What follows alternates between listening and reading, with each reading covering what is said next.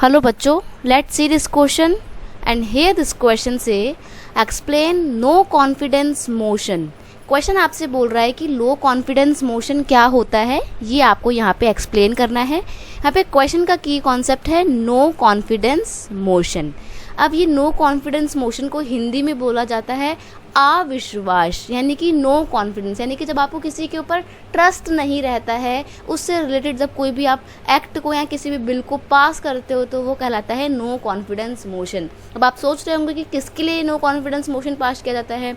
If the house feels that government, ये house आपका घर नहीं है, ये पार्लियामेंट का हाउस है। If the parliament house feels that government does not enjoy majority, they can move a no confidence motion. It can be introduced only in लोक सभा। अगर लोकसभा का जो घर है, लोकसभा का जो हाउस है, लोअर हाउस उसको बोलते हैं पार्लियामेंट का, उसको ऐसा लगता है कि सरकार जो है अब ठीक से काम नहीं कर रही है, इसलिए मेजॉरिटी वो इन्जॉय नहीं कर रही है, मेजॉरिटी के जो लोग हैं वो गवर्नमेंट के साथ में नहीं है, तो ऐसे में लोकसभा में नो कॉन्फिडेंस मोशन लाया जाता है।